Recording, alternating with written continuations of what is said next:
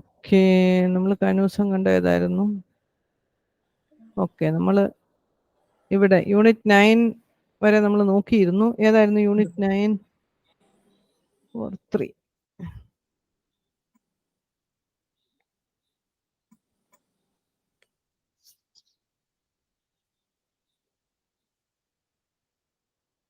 Okay, ഇന്നലെ നമ്മൾ ANOVA table നോക്കിയിരുന്നു, റിഗ്രഷൻ അനാലിസിസ് നോക്കിയിരുന്നു അല്ലേ?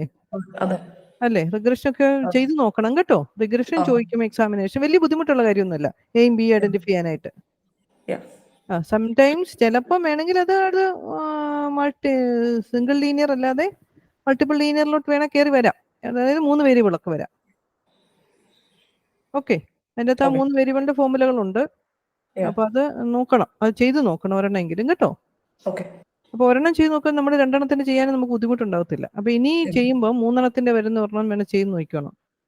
ഒരു പ്രോബ്ലത്തിൽ ഉണ്ടായിരുന്നോ എന്നൊരു സംശയം, ഇല്ലെന്ന് തോന്നുന്നു. അതോ ലീനിയറെ ചോദിച്ചിട്ടുള്ളതെന്ന് തോന്നുന്നു. എന്തോ എനിക്ക് അറിഞ്ഞൂടാ, ക്വസ്റ്റ്യൻ പേപ്പർ എടുത്ത് നോക്കുമ്പോൾ അറിയാം. പിന്നെ ക്വസ്റ്റ്യൻ ഒന്നും എനിക്ക് തോന്നുന്നില്ല അത്ര ഡെപ്തിലല്ല ചോദിച്ചിരിക്കുന്നതെന്ന് തോന്നുന്നു അല്ലേ? നിങ്ങൾക്ക് പഠിച്ചെടുക്കാനുള്ളതേ ഉള്ളൂ. Okay, now come to the forecasting and time series analysis. ഈ ഫോർകാസ്റ്റിംഗ് എന്ന് പറയുന്നത് എന്താണ്? നമ്മൾ ഈ ഫോർകാസ്റ്റിംഗ് എന്ന് പറയുന്ന ഒരു വേർഡ് കേൾക്കാത്ത ആൾക്കാരുമില്ല അല്ലേ? എസ്പെഷ്യലി ഇൻ വെതർ ഫോർകാസ്റ്റിംഗ് അല്ലേ? കാലാവസ്ഥ പ്രഡിക്റ്റ് ചെയ്യുക. അപ്പോൾ ഫോർകാസ്റ്റ് ചെയ്യുക എന്ന് വെച്ചാൽ എന്താ? നമ്മുടെ ഫ്യൂച്ചർ കാര്യങ്ങളെ പറ്റിയുള്ള ഒരു പ്രഡിക്ഷൻ, ഒരു കോൺസെപ്റ്റ് നമുക്ക് കിട്ടുക, ഒരു ഐഡിയ നമുക്ക് ഉണ്ടാക്കിയെടുക്കുക. ഇവിടെ ഈ പറഞ്ഞ നമ്മൾ റിഗ്രഷൻ അനാലിസിസിൽ ചെയ്ത പോലെ തന്നെയാണ്, ഏതാണ്ട് ഏകദേശം അതേ കാറ്റഗറിയിലാണ് ഇവിടെയും പോകുന്നത്. ഇവിടെ റിഗ്രഷനകത്ത് നമ്മൾ ലീനിയർ റിഗ്രഷനെ പഠിച്ചിട്ടുണ്ടെന്നേ ഉള്ളൂ അല്ലേ? അതായത് റിലേഷൻഷിപ്പ്, അതായത് previous value y = a + bx എന്ന് നമ്മൾ പറഞ്ഞത് എന്താണ്? എയുടെയും ബിയുടെയും വാല്യൂസ് ആർ പാരാമീറ്റേഴ്സ്, അതിന്റെ വാല്യൂസ് ആർ കോൺസ്റ്റന്റ് ആണ്. അത് നമ്മൾ ഈ തന്നിരിക്കുന്ന ഡേറ്റയ്ക്ക് കറസ്പോണ്ടിങ് കണ്ടുപിടിച്ച് കഴിഞ്ഞാൽ എക്സിന്റെ ഏത് വാല്യൂവിനും കറസ്പോണ്ടിങ് ആയിട്ടുള്ള y വാല്യൂ നമുക്ക് ഐഡന്റിഫൈ ചെയ്യാൻ പറ്റും അല്ലേ? ഓക്കെ, ഒരു റിലേഷൻഷിപ്പ്, ഒരു ജനറൽ റിലേഷൻഷിപ്പ് നമ്മൾ ഉണ്ടാക്കിയെടുക്കും ഫോർ സം ഡേറ്റ. ഓക്കെ, അപ്പോൾ ഇവിടെ നമ്മൾ ലീനിയർ റിഗ്രഷൻ പഠിച്ച പോലെ തന്നെയാണ്, വളരെ സിമിലർ ആയിട്ട്. For example, suppose the government is thinking of housing policy by which it will provide houses to all families of the fisher folk in Mumbai over the next 5 years. അല്ലെങ്കിൽ government must be able to assess what the number of families of fisher folk in Mumbai in the next 5 years would be. അത് നമ്മൾ predict. അല്ലെങ്കിൽ similarly assessment will be required in case of designing an unemployment policy അല്ലേ? Next 5 years, how many vacancies are arising? An education institution must assess the future needs so that it can start building up the required infrastructure, employ new teachers and so on. Car manufacturing company, everywhere അല്ലേ? നമ്മുടെ next എന്താന്നുള്ളത് നമ്മൾ വളരെ കൃത്യമായിട്ട് നോക്കിയിട്ടാണ്. That is notice that in all the situation അവർ interest in predicting what the prevailing situation will be in future regarding the various aspects. This kind of prediction is known as the forecasting. Okay, അതാണ് നമ്മുടെ forecasting എന്ന് പറയുന്നത്. Okay, listen the weather forecast often enough wondering whether rain. Okay, അതുപോലെ rain നമ്മൾ predict ചെയ്യുക. എത്ര ഈ നമ്മുടെ കാലാവസ്ഥയിൽ നമ്മൾ ഇപ്പം നാളെ മഴ പെയ്യാൻ സാധ്യതയുണ്ട്, അല്ലെങ്കിൽ നാളെ ഇത്ര വലിയ മഴ പെയ്യും, അല്ലെങ്കിൽ ഇത്ര സെന്റിമീറ്റർ പെയ്യും, അല്ലെങ്കിൽ ഈ റേഞ്ചിലാണ്, മീഡിയം റേഞ്ചിലാണ്, ഹൈ റേഞ്ചിലാണ്, അല്ലെങ്കിൽ മിനിമം ലെവലിലാണ് എന്നൊക്കെ ഇവർ ഫോർകാസ്റ്റ് ചെയ്യുന്നത് എങ്ങനെയാ? അതെല്ലാം ഫോർകാസ്റ്റിംഗ് ആണ്. ഓക്കെ, അവിടെ എല്ലാം ചെയ്യുന്നത് നമ്മുടെ പ്രീവിയസ് വാല്യൂസ്, അതായത് നമ്മുടെ ഓൾറെഡി ഹാപ്പൻ ചെയ്തിരിക്കുന്ന ഡേറ്റകൾ എടുത്തിട്ട് അതിനെ നമ്മൾ അനലൈസ് ചെയ്തൊരു മോഡൽ ഉണ്ടാക്കി ദെൻ നമ്മൾ അടുത്തതിലോട്ട് എങ്ങനെ വരും എന്ന് നമ്മൾ നോക്കുന്നതാണ്. ഓക്കെ,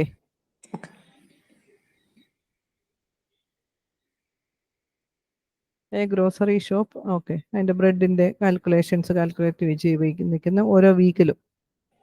ഓക്കെ, ഒരു എക്സാക്ട് എമൗണ്ട് ആണ്. ഇതൊക്കെ ഇത് വായിച്ചു നോക്കട്ടെ.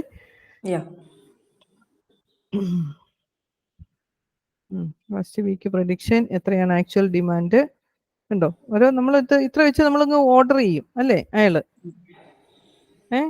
ഇത്ര വെച്ച് അയാള് ഓർഡർ ചെയ്യുന്നു, പക്ഷെ ആക്ച്വൽ ഡിമാൻഡ് എന്ന് പറയുന്നത് സംതിങ് വേരിയിങ് ആയിരിക്കും. അതായത് ബൈ എക്സ്പീരിയൻസ് കൊണ്ട് അയാൾക്ക് അറിയാം എത്ര വേണമെന്നുള്ളത്.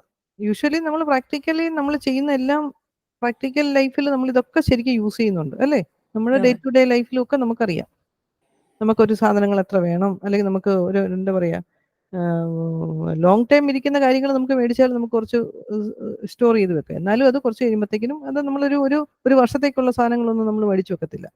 പ്രത്യേകിച്ച് ഫുഡ് ഐറ്റംസ് ഒക്കെ. ചില സാധനങ്ങളിലൊക്കെ പറഞ്ഞാൽ നമുക്ക് എന്താ പറയുക, അതിൻ്റെ എക്സ്പയറി, അതിൻ്റെ വാലിഡിറ്റി എന്ന് പറയുന്നത് കുറച്ച് സമയം കാണും. പ്രത്യേകിച്ച് especially milk, bread, like that അല്ലേ? അതൊന്നും നമ്മളൊരു പരിധിക്കുള്ളിൽ നമ്മൾ മേടിച്ച് വെക്കത്തില്ല. ഓക്കെ, നമുക്കറിയാം എത്ര ആവശ്യം വരും എന്നുള്ളത്, ഏതാണ്ട് നമുക്കറിയാം. നമ്മുടെ ഡേ ടു ഡേ ലൈഫിലും ആക്ച്വലി നമ്മൾ ഇതെല്ലാം അപ്ലൈ ചെയ്യുന്നുണ്ട്. പക്ഷെ നമ്മൾ അതിന്റെ ടേംസ് ആൻഡ് ഇതൊന്നും നമ്മൾ അറിയുന്നില്ല എന്ന് മാത്രമേ ഉള്ളൂ.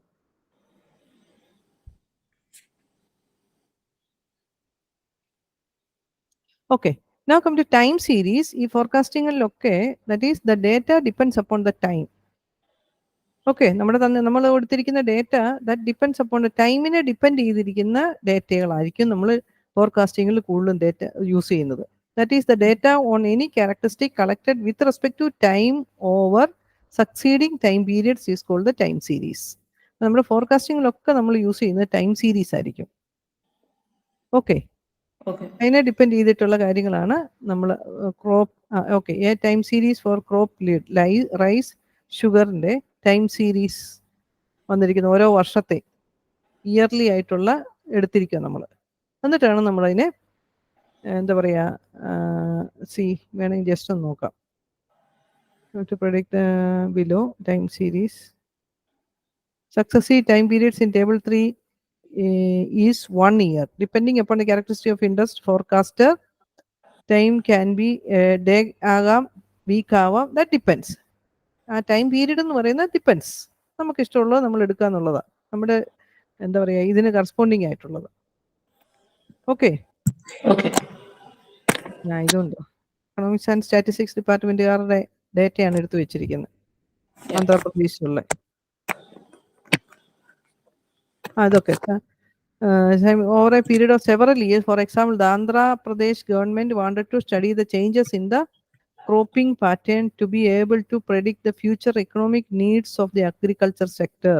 ഈ അഗ്രികൾച്ചർ സെക്ടറിലൊക്കെ ഇന്ന് നമുക്കിത് വളരെ എളുപ്പമാണ്. നമ്മുടെ ഡേറ്റാ സയൻസ് എന്ന് പറയുന്നത് ചെയ്യുന്നത് മുഴുവൻ, അതായത് കമ്പ്യൂട്ടർ ടൂൾസ് ധാരാളം ഉണ്ട്, ഇഷ്ടംപോലെ. ഇതുപോലെ തന്നെയല്ല നമ്മൾ ഈവൻ നമ്മൾ എന്താ പറയുക ടൺസ് ഓഫ് എന്താ പറയുക അത്രമാത്രം ഇൻഫിനിറ്റ് നമ്പർ ഓഫ് ഡേറ്റയാണ് ഓരോ സെക്കൻഡിലും പ്രൊഡ്യൂസ് ചെയ്യപ്പെടുന്നത്, അവൈലബിൾ ആയിക്കൊണ്ടിരിക്കുന്നത് അല്ലേ? കാരണം നമ്മൾ എല്ലാ കാര്യങ്ങളും നമ്മൾ ചെയ്യുന്ന ഓൺലൈനായിട്ടൊക്കെയാണ് നമ്മൾ ചെയ്തുകൊണ്ടിരിക്കുന്നത്. അവിടെയെല്ലാം നമ്മുടെ കാര്യങ്ങൾ മെഷീൻ ലേണിംഗ് ചെയ്യുന്ന എന്താണ്, അത് മുഴുവൻ നമ്മുടെ ആ ഇൻട്രസ്റ്റുകൾ ഓരോരുത്തർത്തോട്ടും നമ്മുടെ ഡേറ്റകൾ പോയിക്കൊണ്ടിരിക്കുകയാണ്. നമുക്ക് ഇന്ന സാധനങ്ങളാണ് ഇൻട്രസ്റ്റ്, ഇന്ന റേഞ്ചിലുള്ളതാണ് ഇൻട്രസ്റ്റ്, പല ഡീറ്റെയിൽസ് ഓഫ് ഡേറ്റകൾ കളക്ട് ചെയ്യപ്പെട്ടുകൊണ്ടിരിക്കുകയാണ്, അല്ലെങ്കിൽ എന്താ പറയുക എക്സിസ്റ്റ് ചെയ്തുകൊണ്ടിരിക്കുകയാണ്. ഓക്കെ, ഓരോ സെക്കൻഡിലും. അപ്പം അതിന് കറസ്പോണ്ടിങ് ആയിട്ടുള്ള പണ്ടൊക്കെ എന്ന് പറഞ്ഞാൽ നമ്മൾ ഇതിൻ്റെ ഫോമുലകളൊക്കെ ഉണ്ടാക്കി ചെയ്യാന്നൊക്കെ പറയുന്നതും സിസ്റ്റത്തിൽ ചെയ്തു വരുന്നുണ്ട്, എന്നാലും അത്ര ഇതായിരുന്നില്ല. ഇന്നതല്ല, ഇന്ന് ടൂൾസ് ആർ അവൈലബിൾ. ഈ ഡേറ്റകൾ തന്നെ നമുക്ക് നെറ്റിൽ നിന്ന് കിട്ടും, ഓൺലൈനായിട്ട് നമുക്ക് കിട്ടും അല്ലേ? അത് നേരെ നമ്മൾ യൂസ് ചെയ്തിട്ട് ഇന്ന വേണോ നമ്മൾ പറഞ്ഞു കഴിഞ്ഞാൽ ഇപ്പം നമുക്ക് കണ്ടില്ലേ, നമ്മുടെ AI ഒക്കെ വന്നു കഴിഞ്ഞു, നമുക്ക് ചാറ്റ് GPT ഒക്കെ വന്നു കഴിഞ്ഞു. നമ്മൾ വോയിസ് കൊടുത്താൽ മതി, ആവശ്യപ്പെട്ടാൽ മതി. ഇനി നമ്മുടെ മനസ്സിൽ എന്താണെന്നുള്ളത് പോലും കണ്ടുപിടിക്കത്തക്ക രീതിയിലായി കാര്യങ്ങളിൽ അല്ലേ?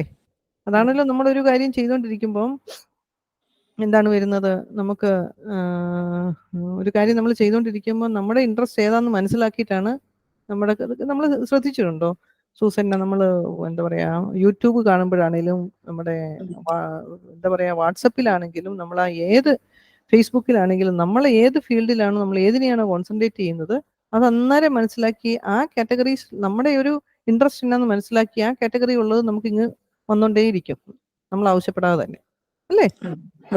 Do you notice that? അതെല്ലാം നമ്മുടെ മെഷീൻ ലേണിംഗിന്റെ പരിപാടികളാണ്. Okay. The fluctuations you see in each time series is the net result of the effect of several forces acting on the characteristic of the interest. Okay, അപ്പൊ ആ ക്രോപ്പുകളുടെ yield നമ്മൾ നോക്കാനായിട്ട് different characteristics. For example, the yield of rice or sugarcane depends upon irrigation facility, quality and availability of fertilizers, weather conditions, transportation of facilities, etc. etc. Okay.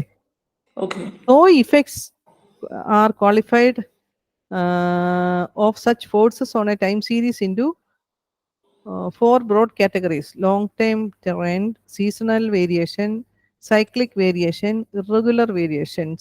ഇങ്ങനെ നമ്മൾ different variations ആയിട്ട് categorise ചെയ്തിരിക്കുകയാണ്. അത് ഏതൊക്കെയാണെന്നാണ് പറഞ്ഞിരിക്കുന്നത്.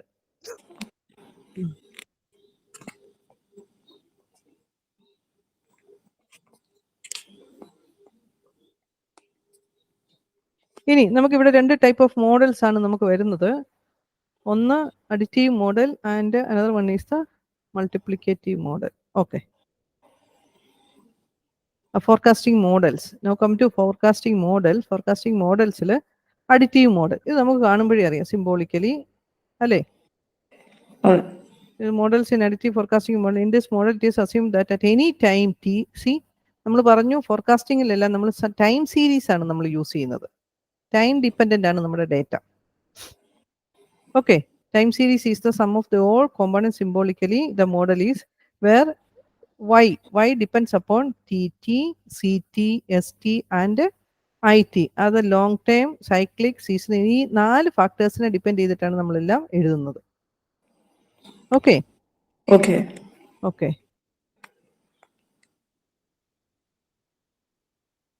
And this is the additive model. That is, നമ്മുടെ ഈ കോമ്പണൻസുകളെല്ലാം നമ്മൾ add ചെയ്യുകയാണ്. In some other situations, we use the multiplicative model.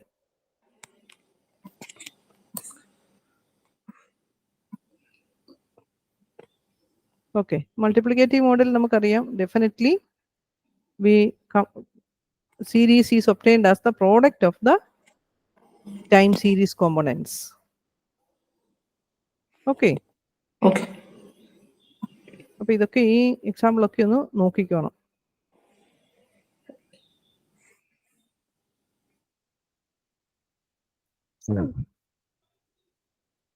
ഇതൊക്കെ എനിക്ക് വായിച്ച് നോക്കിയാൽ നിങ്ങൾക്ക് മനസ്സിലാക്കി കൊണ്ടുപോകാനുള്ള കാര്യങ്ങളേ ഉള്ളൂ. ഒത്തിരി തലവേദന. പക്ഷേ എൻ്റെ നോട്ടുകളൊക്കെ പ്രിപ്പയർ ചെയ്ത് തന്നെ വെക്കണം കേട്ടോ. അതിൻ്റെ ഇമ്പോർട്ടൻറ്റ് കാര്യങ്ങൾ നോട്ടുകൾ പ്രിപ്പയർ ചെയ്ത് വെക്കണം. അതുപോലെ തന്നെ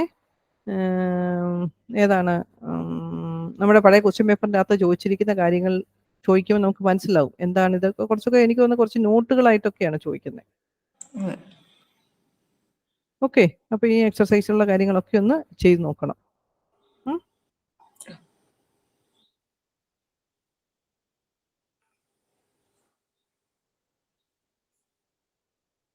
എല്ലാം അതിൻ്റെ അകത്ത് ആൻസറും ചെയ്തിട്ടിട്ടുണ്ട്. നമ്മൾ ആദ്യം തനിയെ ചെയ്തിട്ട് അതിലോട്ട് വന്നാൽ മതി, ചെക്ക് ചെയ്ത് നോക്കിയാൽ മതി. ഓക്കെ, അപ്പോൾ these are all about the forecasting and time series. Now let us move on to the next one. That is the statistical quality control. ഈ സ്റ്റാറ്റിസ്റ്റിക്കൽ ക്വാളിറ്റി കൺട്രോളിലും നമ്മൾ ഈ പറഞ്ഞ പോലെ തന്നെ ഏതായിരുന്നു നമ്മുടെ ടെസ്റ്റിംഗ്, എസ്റ്റിമേഷൻ, ഇൻഫറൻസ് പാർട്ടില്ലേ എന്ന് പറഞ്ഞ പോലെ അതിൻ്റെ അകത്ത് കുറേ ആ ഒരു കോൺസെപ്റ്റ് നമുക്ക് നന്നായിട്ടുണ്ട്, പ്രോബബിലിറ്റി കോൺസെപ്റ്റ്. അതായത് സ്റ്റാറ്റിസ്റ്റിക്കൽ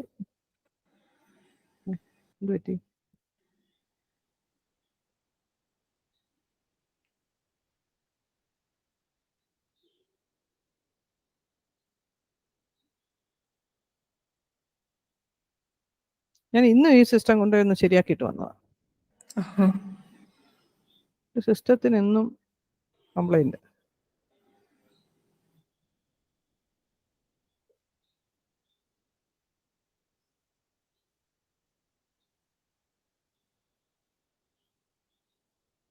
ഓക്കെ, ഇനി സ്റ്റാറ്റിസ്റ്റിക്കൽ ക്വാളിറ്റി കൺട്രോളിൽ ഓക്കെ നമ്മൾ ചെയ്യുന്നത് ഇവിടെ കൺട്രോൾ ലിമിറ്റ്സ് അപ്ലൈ ചെയ്യുക. Whether the process is in control or the product is in control. അതാണ് നമ്മൾ ഇതിനകത്ത് ജനറലായിട്ട് ചെയ്യുന്നത്. Statistical process control. Okay, control ചാർട്ടുകളാണ് നമ്മൾ യൂസ് ചെയ്യുക എന്ന് പറയും ഇവിടെ. ഇതിലോട്ട് നമുക്ക് വരാം. Okay, a widely accepted definition of the quality of product is its fitness for use. അല്ലേ, നമ്മൾ ഒരു സാധനത്തിന് ക്വാളിറ്റി ഉണ്ടെന്ന് നമ്മൾ പറയുന്നത് എന്താണ്? ഫിറ്റ്നസ് ഫോർ യൂസ് ആണ്. അപ്പൊ അതിന്റെ ഫിറ്റ്നസ് ഓരോരുത്തർക്കും ദാറ്റ് ഡിപ്പെൻസ്, അല്ലേ? സപ്പോസ് നമുക്കിവിടെ ഡ്രസ് മെറ്റീരിയൽ നമ്മുടെ ഇവിടെ ഇത്രയും ചൂടുള്ള, അല്ലേ, നമ്മളിവിടെ വളരെ എന്താ പറയുക ടെമ്പറേച്ചർ, നമ്മുടെ ടെമ്പറേച്ചർ വെസ്റ്റേൺ കൺട്രികളെക്കാൾ കൂടുതൽ ടെമ്പറേച്ചർ വളരെ കൂടുതലുള്ളൊരു രാജ്യമാണ് നമ്മുടേത്. അപ്പൊ നമ്മുടെ രാജ്യത്ത് നമ്മൾ തീർച്ചയായിട്ടും നമ്മൾ ഉണ്ടാക്കുന്ന കൂടുതലും കോട്ടൺ, അതായത് ചൂടിനെ പ്രതിരോധിക്കുന്ന രീതിയിലുള്ള സാധനങ്ങളായിരിക്കും നമ്മൾ ഉപയോഗിക്കുന്നത്. അതേസമയം അതാണ് നമ്മളെ സംബന്ധിച്ചോളം ക്വാളിറ്റി ഉള്ള ഒരു സാധനം അല്ലേ? അതേസമയം വെസ്റ്റേൺ കൺട്രികളിലോ അല്ലെങ്കിൽ കൂടുതൽ തണുപ്പുള്ള രാജ്യങ്ങളിലോ അവർ കൂടുതൽ വൂളൻ ടൈപ്പ് അല്ലെങ്കിൽ ബോഡി ടെമ്പറേച്ചർ കൂട്ടുന്ന സാധനങ്ങളായിരിക്കും അവർ ഉപയോഗിക്കുന്നത്. Okay okay, that is what we mean by the fitness for use. Okay, the quality of the product is assessed by the totality of its features. That is, and ഇവിടെ നമ്മൾ okay, ഇവിടെ എല്ലാം നമ്മൾ statistical quality control, അതായത് നമ്മൾ we are adopting some statistical techniques to control the process or the product, quality of the process or the product, quality of the product. Okay, ഇനി നമ്മുടെ quality and statistical quality control variation. Okay, objectives. Now come to characteristics. Quality characteristic. Okay, ball diameter and refill length are two quality. അതിന് ഓരോന്നിൻ്റെയും ക്വാളിറ്റിയുടെ characteristics ഉണ്ടാവും. ആ characteristics എന്താണെന്നുള്ളത് നമ്മൾ specify ചെയ്തിട്ടാണ് നമ്മൾ അതിനെ ഡിഫൈൻ ചെയ്യുന്നത് അല്ലേ? നേച്ചർ ഓഫ് ക്വാളിറ്റി കൺട്രോളിലോട്ട് നമ്മൾ വന്നു കഴിഞ്ഞാൽ മിസ് ഒരു ഡൗട്ട് ചോദിച്ചോട്ടെ? മിസ്, ഈ നേച്ചർ ഓഫ് കൺട്രോളിന്റെ ഈ നോട്ട്സ് അല്ലാതെ വേറെ നമുക്ക് ഗൂഗിൾ കൂടെ സെർച്ച് ചെയ്യാൻ പറ്റിയ എങ്ങനാ?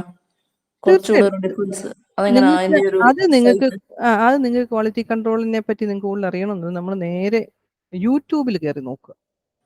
ഓക്കെ, ഇതിൻ്റെ അകത്തും തന്നിരിക്കുന്ന വളരെ സിമ്പിളായിട്ട് തന്നിരിക്കുന്നത് കേട്ടോ.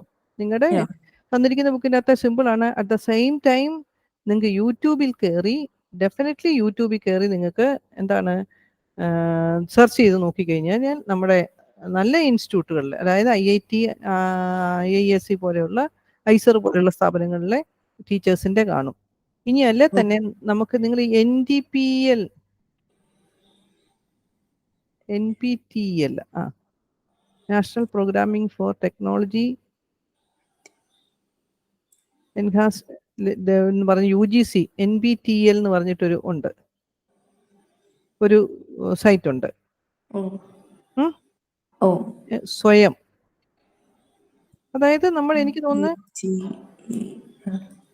കേട്ടോ, അതെടുത്ത് ചെക്ക് ചെയ്ത് നോക്കിക്കഴിഞ്ഞാൽ അതിൻ്റെ അകത്ത് എല്ലാ ക്ലാസ്സുകളും കിടപ്പുണ്ട്. അതായത് ഒത്തിരി engineering side, science side, computer application side, ഇഷ്ടംപോലെ സിലബസുകളുണ്ട്. അത് നിങ്ങൾക്ക് വേണേൽ രജിസ്റ്റർ ചെയ്ത് നമുക്ക് പരീക്ഷ എഴുതുകയും ചെയ്യാം.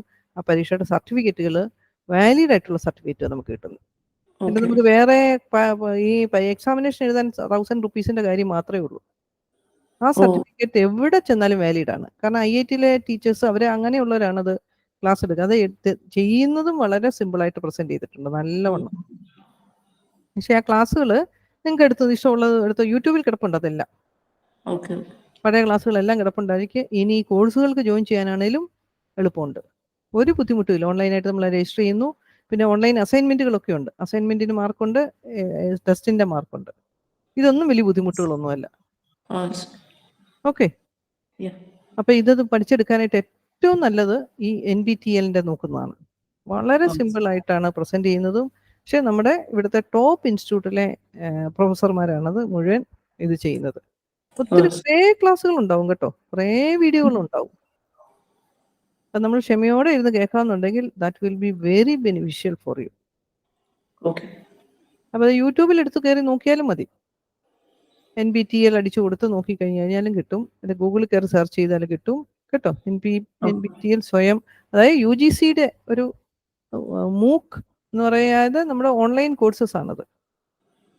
ഇപ്പം ആക്ച്വലി ഇത് പറയുവാണെങ്കിൽ UGC ഇപ്പം നിർബന്ധപൂർവം ഈ ഓൺലൈൻ എന്താ പറയുക കോഴ്സസ് നിർബന്ധപൂർവ്വം എല്ലാ, പ്രത്യേകിച്ച് എസ്പെഷ്യലി ഇൻ യൂണിവേഴ്സിറ്റി സ്റ്റുഡൻസ് നിർബന്ധപൂർവ്വം നമ്മൾ എന്താ പറയുന്നത്, എലക്റ്റീവ് പറയത്തില്ലേ, ഈ എലക്റ്റീവ് എന്ന് പറയുന്നത് ടീച്ചേഴ്സ് എടുക്കാതെ കുട്ടികൾ തന്നെ ഇത് വിടുന്ന, നിങ്ങൾക്ക് ഇഷ്ടമുള്ള സെലക്ട്, ഇഷ്ടംപോലെ ഉണ്ട്, ഇഷ്ടംപോലെ ഓപ്ഷൻ ഉണ്ട് അതിൻ്റെ അകത്ത് കേട്ടോ. ഫിസിക്സ്, കെമിസ്ട്രി, എഞ്ചിനീയറിങ് എല്ലാം, ഏത് സയൻസ് സബ്ജക്റ്റുകളിൽ, എഞ്ചിനീയറിംഗ് സബ്ജക്റ്റുകളിൽ, കമ്പ്യൂട്ടർ ആപ്ലിക്കേഷനിൽ, പിന്നെ ലാംഗ്വേജസ് എല്ലാത്തിൻ്റെ അകത്തും ഉണ്ടത്.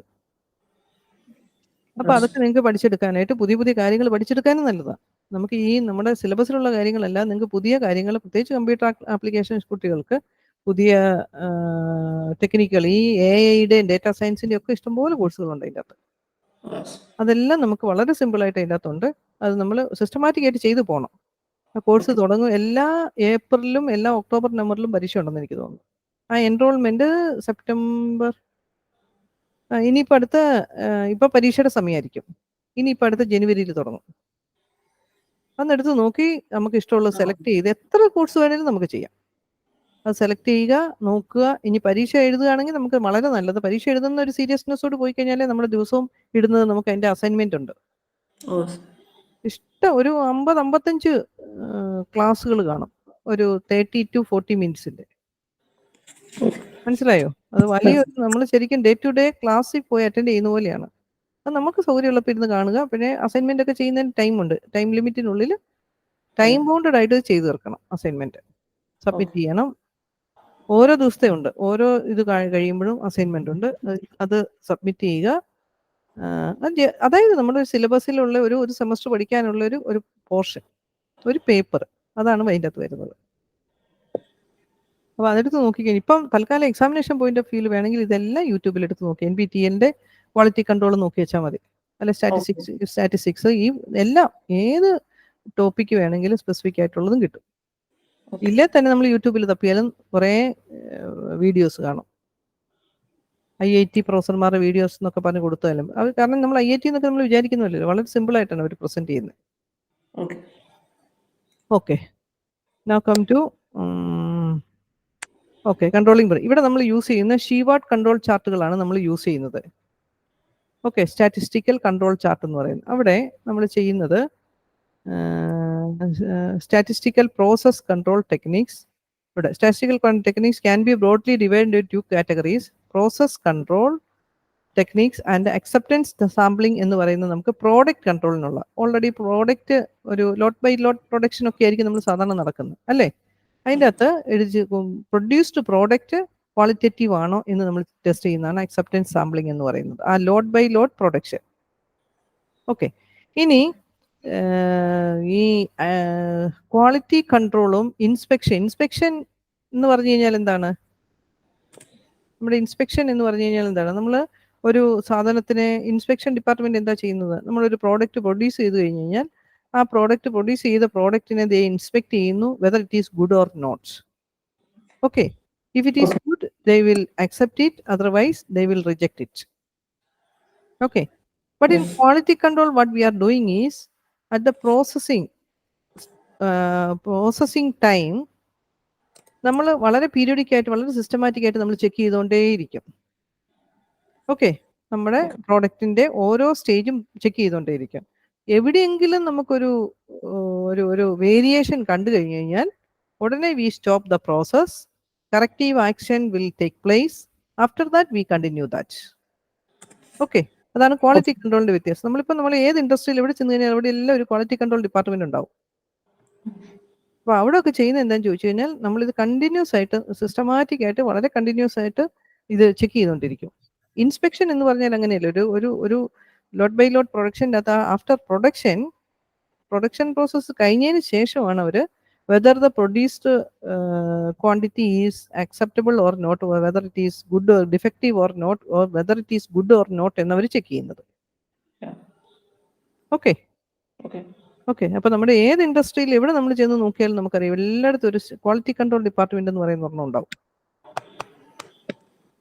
ഓക്കെ, അപ്പോൾ ഇവിടെ ക്വാളിറ്റി കൺട്രോളും നമ്മുടെ ഇൻസ്പെക്ഷൻ എന്ന് പറയുന്ന ഇതിൻ്റെ അകത്തെ ഒരു കോമ്പോണന്റ് മാത്രമാണ്.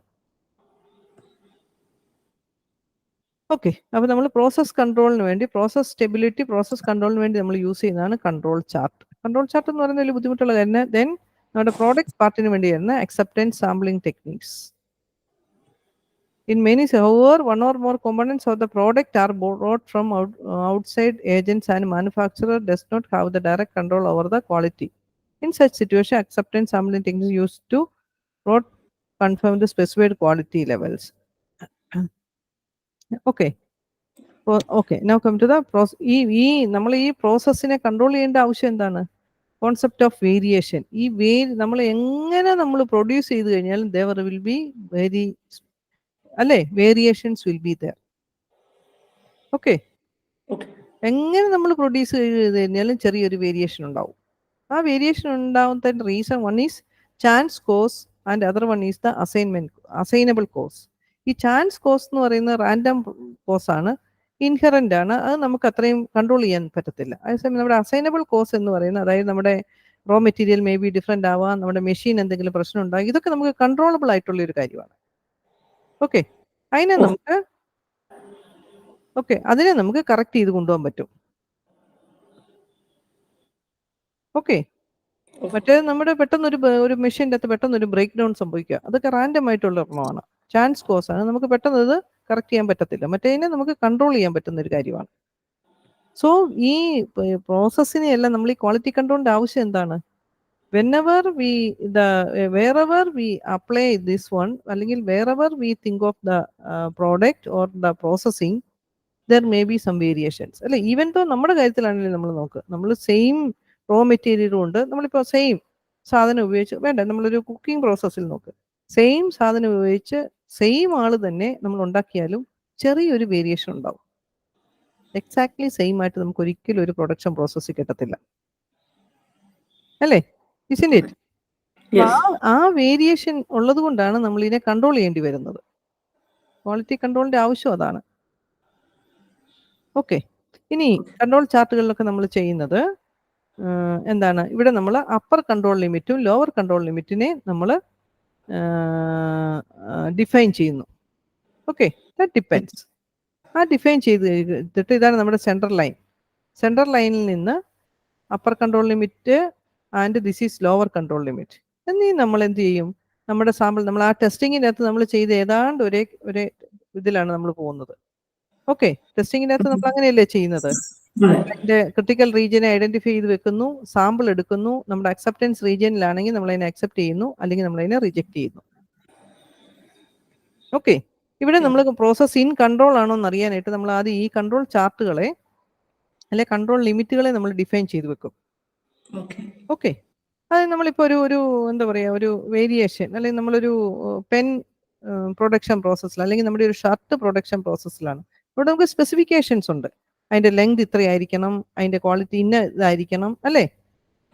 അല്ലെ ഒരു മാനുഫാക്ചറിങ്, ഒരു പെന്നിന്റെ ആണെങ്കിൽ നമ്മൾ അതിന്റെ എന്താ റീഫില്ല് ഇത്ര, അതിന്റെ ലെങ്ത് ഇത്രയായിരിക്കണം, അതിന്റെ ഡയമീറ്റർ ഇത്രയായിരിക്കണം എന്നൊക്കെ നമ്മൾ ഉണ്ട്. അതിലൊരു ചെറിയ വേരിയേഷൻ, ഒരു പ്ലസ് ഓർ മൈനസ് 0.0001 എന്ന് പറയുന്ന ഒരു വേരിയേഷൻസ് ഒക്കെ നമുക്ക് അലൗഡ് ആണ്. അതാണ് നമ്മൾ ഈ കൺട്രോൾ ലിമിറ്റ്സ് വന്നിരിക്കുന്നത്, upper control limit, lower control limit വരുന്നത്. Okay, that depends. ചിലതിന്റെ കുറച്ചുകൂടി വേരിയേഷൻ ഉണ്ടാവും, ഓരോ പ്രോഡക്റ്റിനെ അല്ലെങ്കിൽ ഓരോ സിറ്റുവേഷൻ ഡിപ്പെൻഡ് ചെയ്തിരിക്കും. അവിടെ നമ്മൾ ഈ കൺട്രോൾ ലിമിറ്റുകളാണ് നമ്മൾ ഡിഫൈൻ ചെയ്ത് വെച്ചിരിക്കുന്നത്. ദെൻ നമ്മൾ ഓരോ പ്രാവശ്യം സാമ്പിൾ എടുക്കുന്നു, സാമ്പിൾ എടുത്ത് നമ്മൾ നോക്കും പ്രോസസ് ഇൻ കൺട്രോൾ ആണോ. ഇൻ കൺട്രോൾ ആണെങ്കിൽ V continue that process. If it is out of control, ഇത് നോക്കിയേ, ഒരു സാമ്പിൾ ഔട്ടിൽ വന്നു, ഇത് ഓരോരോ സാമ്പിളുകളാണ്, 1 2. ഓക്കെ, ഒരു സ്മൂത്ത് കർവ് വരച്ചിട്ടുണ്ടെന്നുള്ളതേ ഉള്ളൂ. ഓക്കെ, ഇങ്ങനെ നമ്മൾ എടുക്കുന്ന സാമ്പിളിനെ നമ്മൾ ഇതിനകത്തോട്ട് പുട്ട് ചെയ്ത് നോക്കും. ഓക്കെ, ആ സാമ്പിളിനെ പുട്ട് ചെയ്ത് ഏതെങ്കിലും ഒരെണ്ണം ഔട്ട് വന്നു കഴിഞ്ഞാൽ നോക്കിയേ, പ്രോസസ് ഔട്ട് ഓഫ് കൺട്രോളിലായി. എന്ത് ചെയ്യും? നമ്മൾ ക്വാളിറ്റി കൺട്രോൾ ഡിപ്പാർട്ട്മെന്റ് ഉടനെ ഇത് സ്റ്റോപ്പ് ചെയ്യുന്നു, എന്താ പറയുന്നു, കറക്റ്റീവ് ആക്ഷൻ എടുക്കുന്നു. അതായത് എന്തുകൊണ്ടാണ് ഇത് കുറഞ്ഞെന്നുള്ളതിന് റീസൺ ഉണ്ടാവണം. അപ്പോൾ നമ്മുടെ മെഷീൻ്റെ അകത്ത് വന്നാണോ, റോ മെറ്റീരിയലിന്റെ പ്രശ്നമാണോ, അതിന് നമ്മൾ ഈ കറക്ഷൻ വരുത്തും. അതിനുശേഷമേ നമ്മളിത് കണ്ടിന്യൂ ചെയ്യത്തുള്ളൂ. അതാണ് നമ്മുടെ സ്റ്റാറ്റിസ്റ്റിക്കൽ ക്വാളിറ്റി കൺട്രോൾ നമ്മൾ ചെയ്യുന്നത്. Okay, thus the construction of control chart involves collecting samples periodically from the process, computing the quality characteristics for each sample and plotting it against the sample number. The consecutive points are joined by line segments. ഈ പോയിന്റുകളെ, ഇത് ഓരോ sample വന്നിരിക്കുന്ന പോയിന്റ്സുകളെ നമ്മൾ join ചെയ്യണമെന്ന് നിർബന്ധമില്ല, ഇത് കണ്ടാലും നമുക്കറിയാം ഒരു പോയിന്റ് ഔട്ട് ആണോ അല്ലയോ എന്നുള്ളത്, അല്ലേ? നമ്മൾ കൺട്രോൾ ലിമിറ്റിനുള്ളിലാണോ, ഈ അപ്പർ കൺട്രോൾ ലിമിറ്റിനും ലോവർ കൺട്രോൾ ലിമിറ്റിന്റെയും ഉള്ളിലാണോ നമ്മുടെ സാമ്പിൾസ് ലൈ ചെയ്യുന്നത് നമ്മൾ ചെക്ക് ചെയ്ത് നോക്കും.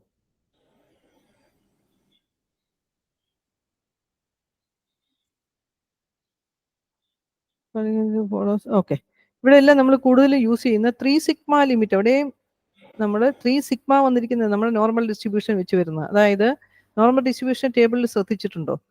Mu plus or minus 3 sigma എന്ന് പറയുന്നത് നമ്മുടെ 99.9% ഓഫ് ഏരിയയും കവർ ചെയ്യും. അതുകൊണ്ടാണ് നമ്മളിവിടെ 3 സിഗ്മ ലിമിറ്റ് യൂസ് ചെയ്ത് വെച്ചിരിക്കുന്നത്. ഓക്കെ, അപ്പോൾ കൺട്രോൾ ചാർട്ട് ഫോർ വേരിയബിൾസിൽ നമ്മൾ ഡിഫറെൻറ്റ് സബ് ഗ്രൂപ്പുകളായിട്ട് തിരിച്ച് ഓരോ സബ് ഗ്രൂപ്പിൻ്റെ എടുത്തിട്ടാണ് നമ്മൾ ഫ്രീക്വൻസിയിലോട്ട് വരുന്നത്.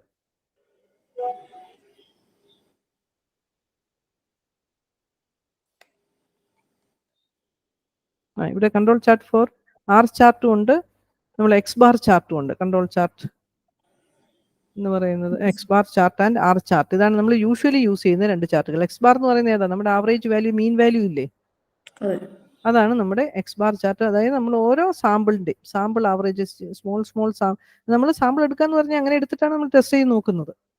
ഇവിടെ നമ്മൾ കണ്ടില്ലേ, ഡിഫറെന്റ് സാമ്പിൾസിനെ നമ്മൾ എടുത്ത് നോക്കും. ഓക്കെ, സോ കൺട്രോൾ ലിമിറ്റുകൾ, upper control limit, lower control limit നമ്മൾ നോക്കുന്നത് ഇതാണ് നമ്മുടെ central line mu.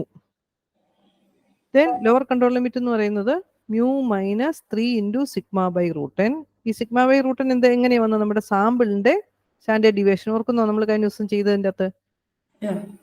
Some samples are taken that follows normal distribution, same mean ആയിരിക്കും, but mu plus or minus 3 sigma. അതാണ് എക്സ് ബാർ ചാർട്ടിന്റെ കൺട്രോൾ ലിമിറ്റ്സ് എന്ന് പറയുന്നത്. Mu plus 3 sigma upper control ലിമിറ്റും mu minus 3 sigma lower control ലിമിറ്റും ആണ്. N is the sample size.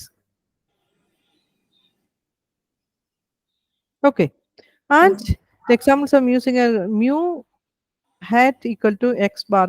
പല sample, ഓരോ സാമ്പിൾ എടുത്ത് അതിന്റെ മീൻ എടുത്തിട്ടുണ്ട്. ആ സാമ്പിൾ മീനുകളുടെ മീനാണ് എക്സ് ബാർ എന്ന് പറയുന്നത്. റൈറ്റ്, നമ്മളത് കഴിഞ്ഞ ദിവസം വേറെ ഇതിൽ വന്നതാണ് എക്സ് ബാർ എന്ന് പറയുന്നത്. ഏതില്ല? നമ്മുടെ കോൺഫിഡൻസ് ഇന്റർവെല്ലോട്ട് വന്നപ്പോൾ അല്ലേ? ഓക്കെ, അപ്പൊ ആ x bar and sigma hat, അതായത് estimated value of the standard deviation എന്ന് പറയുന്നത് R bar by D2. R bar എന്ന് പറയുന്നത് എന്താണെന്നറിയോ? ആവറേജ്, ഡിഫറെന്റ് സാമ്പിളിന്റെ ആവറേജിന്റെ, ഓരോ സബ് ഗ്രൂപ്പിന്റെ ആവറേജിന്റെ മീൻ വാല്യൂ. ഈ എക്സ് ബാർ ആർ ബാർ എന്നൊക്കെ പറഞ്ഞു കഴിഞ്ഞാൽ അതിന്റെ മീൻ വാല്യൂവിന്റെ നൊട്ടേഷനാണ് വരുന്നത്. ഡിവൈഡ് ബൈ D2 എന്ന് പറയുന്നത് table value depending upon n. D2 എന്ന് പറയുന്നത് ഇവിടെ നമുക്ക് ഒരു ടേബിൾ വാല്യൂ അവൈലബിൾ ആണ്. കൺട്രോൾ ചാർട്ട് ഓരോ സൈസിനും കറസ്പോണ്ടിങ് ആയ D2 A2, അത് ഓരോ ചാർട്ടിന് കറസ്പോണ്ടിങ് ആയിട്ട് വരുന്നത്. ഇവിടെ നമ്മൾ എക്സ് ബാർ ചാർട്ടിന് നമുക്ക് വരുന്നത് we are using D2. Okay, so upper control limit എന്ന് പറഞ്ഞാൽ എക്സ് ബാർ മൈനസ് 3 ഇൻറ്റു ഇവിടെ സിഗ്മ എന്ന് പറയുന്നത് ആർ ബാർ ബൈ D2 ആയിരുന്നു, sigma by root n. Okay, that is A2 എന്നുകൊണ്ട് നൊട്ടേഷൻ കൊടുത്തിരിക്കുക. ഏതാണ് A2 എന്ന് പറയുമ്പോൾ എന്ത് വരും? A2 ആർ ബാർ എന്ന് പറയുന്നത് എന്ത് വരും? 3 ദിസ് പാർട്ട്. ആ നൊട്ടേഷൻ കൊടുത്തിട്ടുണ്ടോ എന്നുള്ളതേ ഉള്ളൂ A2 യൂസ് ചെയ്യുന്നത്. അതായത് കുറച്ചുകൂടി സിംപ്ലിഫൈ ചെയ്ത് എഴുതി എന്നുള്ളതേ ഉള്ളൂ. ഇത് ഓർത്തിരിക്കാൻ ബുദ്ധിമുട്ടുണ്ടെങ്കിൽ ഇത് ഓർത്തിരുന്ന് വെച്ചാൽ മതി. ഓക്കെ, അപ്പൊ അങ്ങനെയാണ് നമ്മൾ upper control limit lower control ലിമിറ്റിനെയും ഫിക്സ് ചെയ്ത് വെക്കുന്നത്. Okay, using the given table in table 1. Table 1-ലെ ഡേറ്റ യൂസ് ചെയ്തിട്ട് എന്ത് ചെയ്യാനും ടേബിൾ 1 ഇതാണ് നമ്മുടെ table 1. Table 1 refill length data എടുത്തിരിക്കുകയാണ്. അതെടുത്തിട്ട് അതിൻ്റെ ഓരോ നോക്കി സബ് ഗ്രൂപ്പുകളാണ്. 1 2 3 4 5 സബ് ഗ്രൂപ്പുകളുണ്ട്.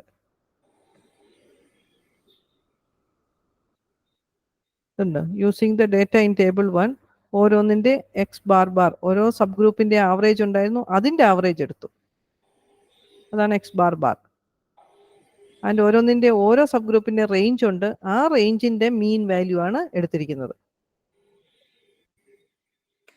ഓക്കെ, ഇനി അതിൻ്റെ upper control limit X bar bar minus A2 എന്ന് പറയുന്നത് എന്താ? മറ്റേ സിഗ്മ 3/D2 ഇൻറ്റു √n അല്ലേ? ഈ ഫിക്സ് ചെയ്ത് ഇത് ഓർത്തിരുന്നാലും മതി കേട്ടോ. X bar bar minus 3 into D2 depends upon the table value. Table വാല്യൂവിനെ ഡിപ്പെൻഡ് ചെയ്തിരിക്കും. ഇങ്ങനെ ഒരു ടേബിൾ വാല്യൂ ഉണ്ട്, അല്ലെങ്കിൽ നമുക്ക് എക്സാമിനേഷൻ തന്നിരിക്കും. D2 corresponding to sample size, sample സൈസിന് കറസ്പോണ്ടിങ് ആയിട്ടുള്ള D2.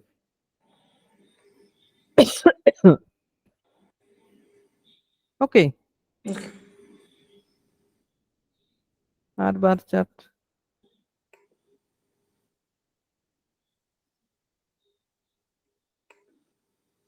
ഇതുണ്ടോ? X bar chart control line limit വരച്ച് എക്സ് ബാർ ചാർട്ട് നോക്കിയിട്ട് ആ സാമ്പിൾ കൊടുത്തിരിക്കുവാണ്. ഓക്കെ, അതുപോലെ ആർ ചാർട്ടിൻ്റെയും കൺട്രോൾ ലിമിറ്റ് ഫോർ ആർ ചാർട്ടിൻ്റെ കറസ്പോണ്ടിങ് വരുന്നത്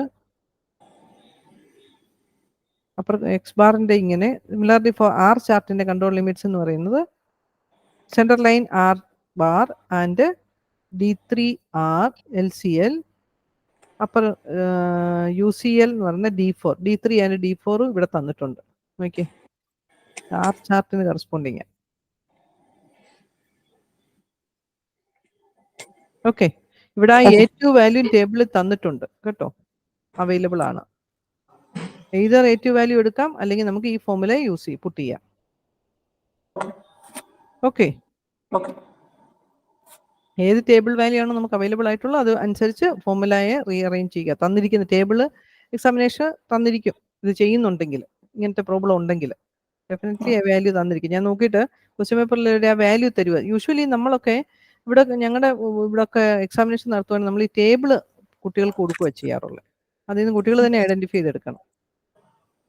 ചിലപ്പോൾ അങ്ങനെയല്ല, ടേബിളിൻ്റെ അകത്ത് നമ്മൾ ടേബിൾ വാല്യൂ നമുക്ക് തന്നിരിക്കും. Okay, and another one is a process capability analysis എന്ന് പറയുന്നത് 6 sigma. When process is under statistical control, its process capability is given by 6 sigma, where sigma is the process standard deviation.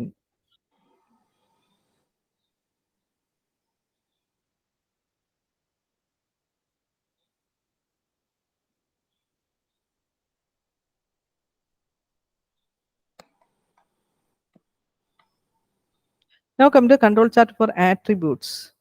Okay, ഇനി control chart four വേരിയബിൾസിൻ്റെ ആയിരുന്നു നമ്മൾ ഈ പറഞ്ഞിരുന്നത്. Control chart four attributes എന്ന് പറഞ്ഞു കഴിഞ്ഞാൽ അവിടെ നമുക്ക് മെഷറബിൾ ക്വാളിറ്റി ക്യാരക്ടറിസ്റ്റിക് അല്ല. കൺട്രോൾ ചാർട്ട് ഫോർ വേരിയബിൾസ് എന്ന് പറഞ്ഞു കഴിഞ്ഞാൽ അവിടെ മെഷറബിൾ ആയിട്ടുള്ള ക്വാളിറ്റി ക്യാരക്ടറിസ്റ്റിക് ആണ് വരുന്നത്. ദാറ്റ് ഈസ് നമുക്ക് ലെങ്ത്, സൈസ്, അല്ലെ അതിന്റെ ഹൈറ്റ് എന്നൊക്കെ പറയുന്നത് നമുക്ക് ഇത്ര സെന്റിമീറ്റർ, അല്ലെ ഇത്ര നമ്പർ ഓഫ് ദാറ്റ്, അല്ലേ, അല്ലെങ്കിൽ ഇത്ര വോളിയം എന്നൊക്കെ നമുക്ക് പറയാം, മെഷർ ചെയ്യാൻ പറ്റും നമുക്ക്. ഓക്കെ, ബട്ട്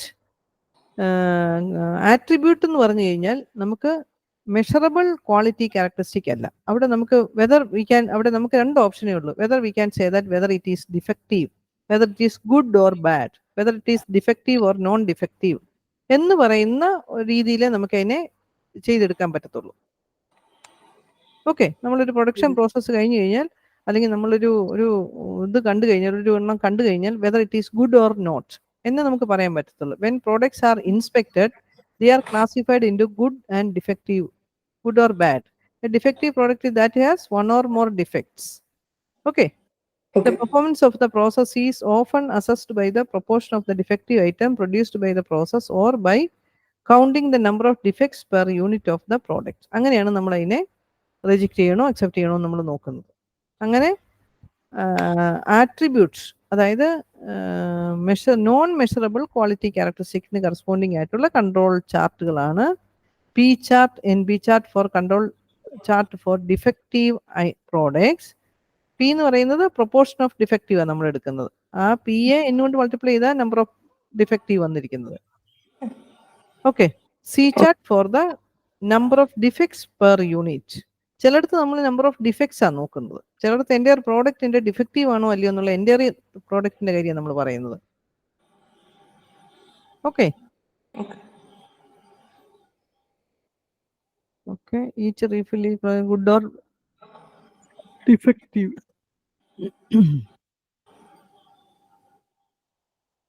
ഇവിടെയൊക്കെ നമ്മൾ യൂസ് ചെയ്യുന്നത് ഇവിടെ മെഷറബിൾ ക്വാളിറ്റി ക്യാരക്ടറിസ്റ്റിക്സ്, അതായത് കൺട്രോൾ ചാർട്ട് ഫോർ വേരിയബിൾസിനാണേലും ആട്രിബ്യൂട്ട്സിനാണേലും നമ്മൾ ചെയ്യുന്നത് കൺട്രോൾ ലിമിറ്റ് നമ്മൾ ഡിഫൈൻ ചെയ്യുകയാണ് ചെയ്യുന്നത്. പി ചാർട്ടിന്റെ control limit, upper control limit, lower control limit, ഇതാണ് പി എന്ന് പറയുന്നത് പ്രൊപ്പോർഷൻ. ഈ പ്രൊപ്പോർഷൻ വന്നപ്പോൾ നമ്മൾ നോക്കിയേ, ഇതെന്താന്ന് മനസ്സിലായോ?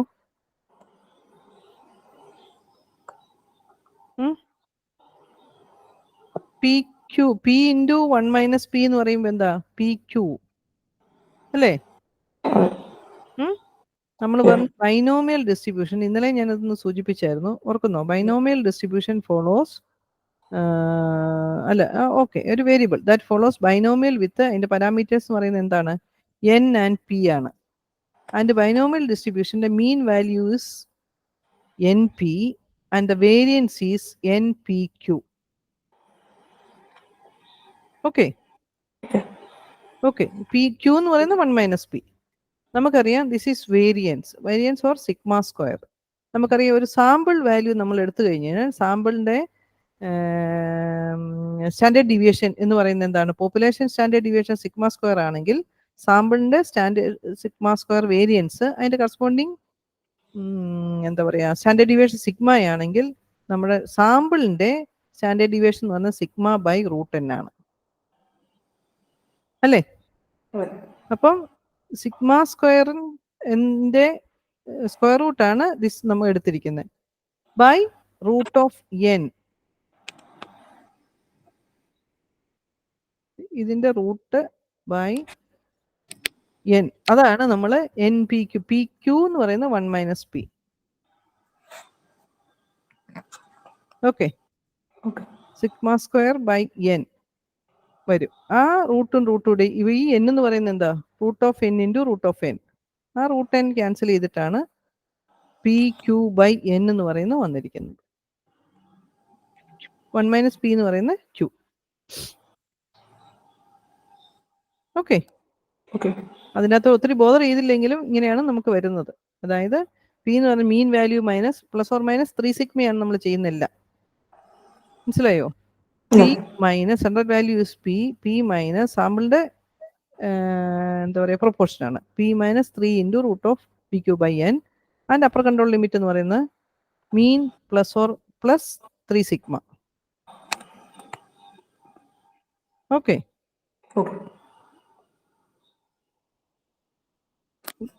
ഒന്ന് നോക്കാം. ഒരു എക്സാമ്പിൾ തന്നിരിക്കുന്നതിൻ്റെ അകത്ത് നോക്കിക്കോണം കേട്ടോ. ഈ സെൻട്രൽ ലിമിറ്റ് നമ്മൾ കണ്ടുപിടിച്ചിരിക്കുന്നത് ലിമിറ്റ് എന്ന് പറയുന്നത് അതിന്റെ മീൻ വാല്യൂ ആണ്. Okay,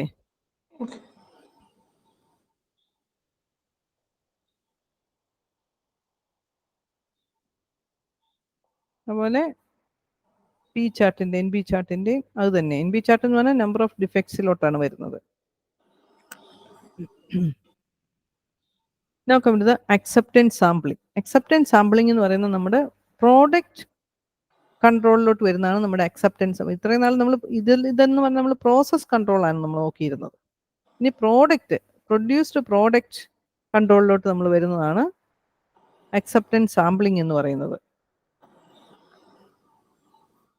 okay,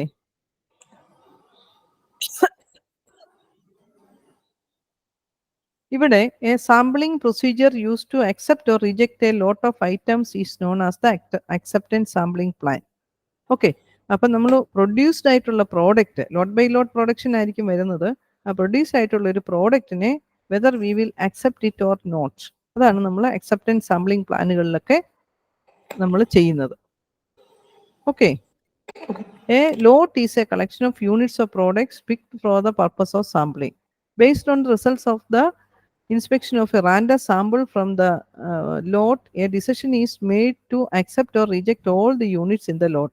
The act of accepting or rejecting the entire lot is called sentencing the lot. The number of units in a lot is called the lot size. The number of units inspected is known as the sample size. Okay, നമ്മൾ ചെയ്യുന്നത് എന്താണെന്ന് ചോദിച്ചു കഴിഞ്ഞാൽ practically sampling plan വണ്ണുകളൊക്കെ വരുന്നുണ്ട്. Okay, There are 3 approaches to lot sentencing. That is no inspection, 100% inspection, acceptance sampling. We have to discuss acceptance sampling and understand in a better way. Okay.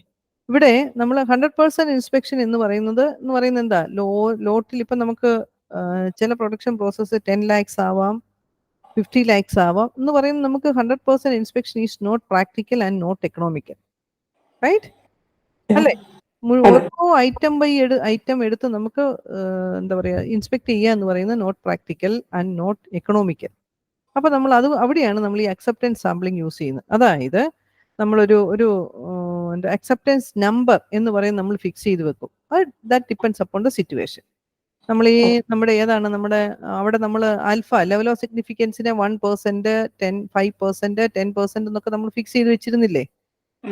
എന്ന് പറഞ്ഞ പോലെ ഇവിടെയും ഒരു അക്സെപ്റ്റൻസ് നമ്പറിനെ fix ചെയ്ത്, അതായത് ഓരോ സാമ്പിൾ സൈസ് എടുക്കുമ്പോഴും അതിൻ്റെ അകത്ത് എത്ര നമ്പർ ഓഫ് ഡിഫക്റ്റീവ്സ് വേണേ വരാം എന്നാണ് നമ്മൾ ചെയ്യുന്നത്.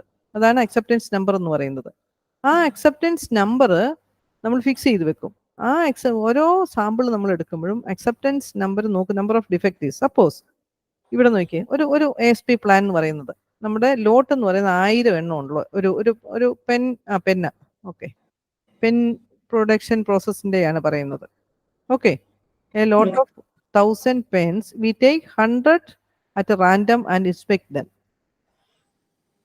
Okay, accept the lot if the inspected sample contain at most 1 defective pen, otherwise reject it. Okay, അതിൻ്റെ അകത്ത് ഒരു ഡിഫക്റ്റീവ് ഐറ്റം ഉണ്ടെങ്കിൽ നമ്മൾ അതിനെ അക്സെപ്റ്റ് ചെയ്യും. 100 സാമ്പിൾ നമ്മൾ എടുത്തു, അതിൻ്റെ അകത്ത് ഒരെണ്ണം ഉണ്ടെങ്കിൽ നമ്മൾ ഈ ലോട്ടിനെ അങ്ങ് അക്സെപ്റ്റ് ചെയ്യുന്നു. ഒന്നേ ഉള്ളെങ്കിൽ. മോർ ദാൻ 1 വന്നു കഴിഞ്ഞ് കഴിഞ്ഞാലോ വി റിജക്ട് ദ ലോട്ട്. നമ്മൾ റിജക്ട് ദ ലോട്ട് എന്ന് പറഞ്ഞു കഴിഞ്ഞാൽ പ്രാക്ടിക്കലി നമ്മൾ ഈ നമ്മുടെ ടെസ്റ്റിങ്ങിനകത്ത് പറഞ്ഞ പോലെ തന്നെ ടൈപ്പ് 1 എറർ, ടൈപ്പ് 2 എറർ പറഞ്ഞ പോലെ തന്നെ പ്രാക്ടിക്കലി നമ്മൾ 100% നമ്മൾ റിജക്ട് ചെയ്ത് കളയത്തില്ല. കളയുമോ? ആ ലോട്ടിനെ 100 ആയിട്ട് പിന്നെ നമ്മൾ എന്ത് ചെയ്യും? നമ്മൾ 100% ഇൻസ്പെക്ഷനിലോട്ട് നമ്മൾ പോകും. ഈ സാമ്പിളിംഗ് പ്ലാനുകൾ എന്ന് പറയുന്നത് പലതുണ്ട്. അതിൻ്റെ അകത്ത് നമ്മൾ അടുത്ത സാമ്പിൾ എടുക്കുന്നു, നോക്കുന്നു, കമ്പൈൻ ചെയ്ത് നോക്കുന്നു. അങ്ങനെ ASP പ്ലാൻ 1, 2, 3 ഒക്കെ ഉണ്ട്. പല പ്ലാനുകളും ഓരോന്നിനും ദാറ്റ് ഡിപ്പെൻഡ്സ്, ഓരോ സിറ്റുവേഷൻ അനുസരിച്ചിരിക്കും. ജനറലി നമ്മൾ ഇങ്ങനെയാണ് ചെയ്യുന്നത്. നമ്മൾ 100% ഇൻസ്പെക്ഷനിലോട്ട് പോകും. ദെൻ നമ്മൾ വീണ്ടും നമ്മൾ ഇതുപോലെ ലോട്ട് എടുക്കും. ലോട്ട് എടുത്തിട്ട് നോക്കും, ഈ അക്സെപ്റ്റൻസ് നമ്പറിനേക്കാൾ കൂടുതൽ ഡിഫക്റ്റീവ് വന്നു കഴിഞ്ഞാൽ വീണ്ടും നമ്മൾ 100% ഇൻസ്പെക്ഷനിലോട്ട് പോകും. കാരണം നമ്മൾ 1000 യൂണിറ്റ് പ്രൊഡ്യൂസ് ചെയ്യുന്നതിൻ്റെ അകത്ത് നോൺ ഡിഫക്റ്റീവ് ആയിട്ട് ഐറ്റംസ് ഇഷ്ടം പോലെ ഉണ്ട്, അല്ലേ? അത് നമ്മൾ ആ ലോട്ടിനെ കംപ്ലീറ്റ്ലി നമുക്ക് റിജക്ട് ചെയ്ത് കളയാൻ പറ്റത്തില്ല പ്രാക്ടിക്കലി. അതാണ് നമ്മൾ അവിടെ ചെയ്യുന്നത്. ഓക്കെ,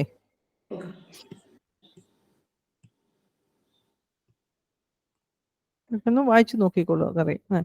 ഇനി OC കർവ് എന്ന് പറയുന്നത് അതിന്റെ കറസ്പോണ്ടിങ് ആയിട്ടുള്ള പിക്ചോറിയൽ റെപ്രസെന്റേഷൻ ആണ്. OC curve, operating characteristic curve എന്ന് പറയുന്നത് അക്സെപ്റ്റൻസ് സാമ്പിളിംഗ് പ്ലാനിന്റെ പിക്ചോറിയൽ റെപ്രസെന്റേഷൻ ആണ്. അതായത് ഇതുപോലെ അക്സെപ്റ്റബിൾ ക്വാളിറ്റി ലിമിറ്റ് ഇവിടെ നമ്മൾ മറ്റേടത്ത് ചെയ്ത പോലെ തന്നെ ഏതാണ്ട് നമുക്ക് കമ്പയർ ചെയ്ത് പഠിക്കാനായിട്ട് ഞാനങ്ങ് പറഞ്ഞേ ഉള്ളൂ. അക്സെപ്റ്റൻസ് റീജിയനും റിജക്റ്റബിൾ റീജിയനും ഐഡന്റിഫൈ ചെയ്യുന്നു. ഓക്കെ, ഇത് LTPD എന്ന് പറഞ്ഞാൽ low tolerance sampling product defective എന്ന. ഇവിടെ ആൽഫ ആൻഡ് ബീറ്റ എന്ന് നമ്മൾ പറയുന്നത് ഇതിലോട്ട് വേണം നോക്ക്, വായിച്ചിട്ട് വിടാം.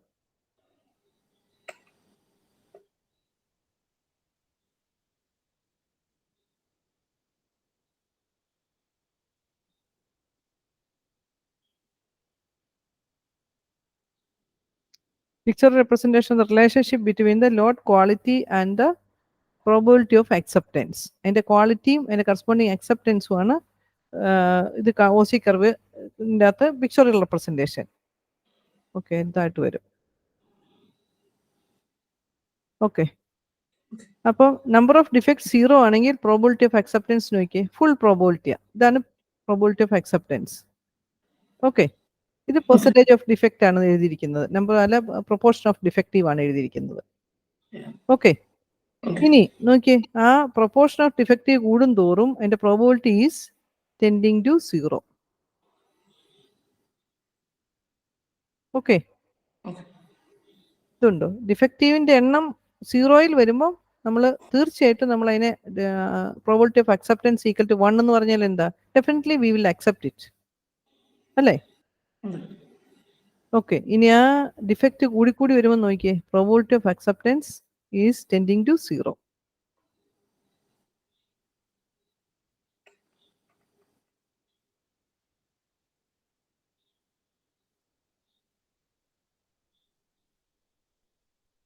A level of which mutually agreed upon buyer and seller is that acceptable quality level.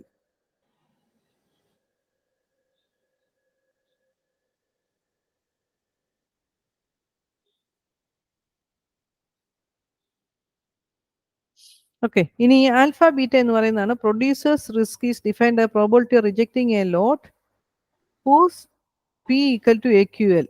That is നമ്മൾ മറ്റടുത്ത് പറഞ്ഞ പോലെ തന്നെ നമുക്ക് ടൈപ്പ് 1 എറർ ടൈപ്പ് 2 എറർ പറയുന്ന പോലെ തന്നെയാണ്. പ്രൊഡ്യൂസേഴ്സ് റിസ്ക് എന്ന് പറയുന്നതാണ് നമ്മുടെ ആൽഫ ആൻഡ് കൺസ്യൂമേഴ്സ് റിസ്ക് എന്ന് പറയുന്നതാണ് ബീറ്റ അല്ലേ. അതായത് അക്സെപ്റ്റബിൾ ആയിട്ടുള്ള ഒരു ലോട്ടിനെ റിജക്ട് ചെയ്യേണ്ടി വരിക എന്ന് പറയുന്നത് പ്രൊഡ്യൂസറുടെ റിസ്ക് ആണ്. അതേസമയം റിജക്റ്റബിൾ ആയിട്ടുള്ള ഒരെണ്ണത്തിനെ അക്സെപ്റ്റ് ചെയ്യേണ്ടി വരുന്നതാണ് കൺസ്യൂമറിന്റെ റിസ്ക്. ഇസ്ന്റ് ഇറ്റ്? അതാണ് നമ്മുടെ ആൽഫ ബീറ്റ എന്ന് പറയുന്നത് അല്ലേ. അപ്പൊ ഇത് രണ്ടിനെയും കൂടെ നമുക്ക് മിനിമൈസ് ചെയ്യാൻ പറ്റത്തില്ല. നമ്മൾ ശരിക്കും we are giving more emphasise to producers risk ആണ് കൂടുതൽ നമ്മൾ കൊടുക്കുന്നത്. ആൽഫ വാല്യൂനെയാണ് നമ്മൾ കൂടുതലും ഫിക്സ് ചെയ്യാൻ നോക്കുന്നത്.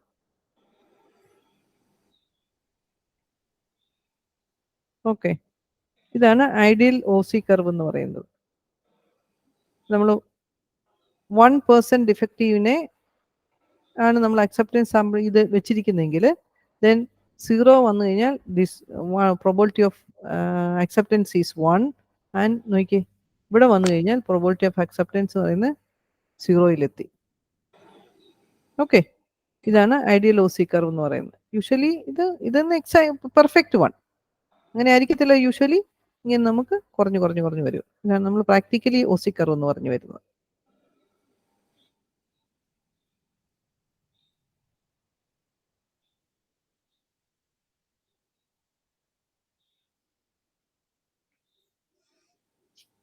ഇതാണ് നമ്മുടെ അക്സെപ്റ്റബിൾ ക്വാളിറ്റി ലെവൽ എന്ന് പറയുന്നത്. ഇത്രയും നമ്മൾ അക്സെപ്റ്റബിൾ ചെയ്യും. ഇതിനകത്ത് വീഴുന്നെങ്കിൽ LTPD എന്ന് പറയുന്നത് നമ്മൾ റിജക്റ്റബിൾ ആണ് ലെവലാണ്.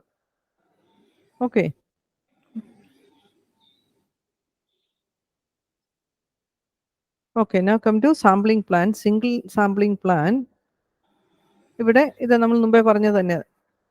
Okay, some example single sampling plan completely described by specifying lot size and sample size and the acceptance number. In single sampling plan given by the three values, we inspect n items at the capital N number of lot size ആണ്, അതായത് lot by lot production. അതിനകത്ത് n number of samples are random items at random from a lot of n items are selected. അതായത് simple random sampling ആണ് കൂടുതൽ നമ്മൾ ഉപയോഗിക്കുന്നത്. പക്ഷേ sampling ടെക്നിക്കിലോട്ട് നമ്മൾ വരുന്നുണ്ട്. അത് ജസ്റ്റ് ഒന്ന് പറഞ്ഞു വിടാം അതുകൂടെ. അപ്പോൾ നമ്മൾ items accept the lot if the number of defective items in the sample is less than or equal to the acceptance number C.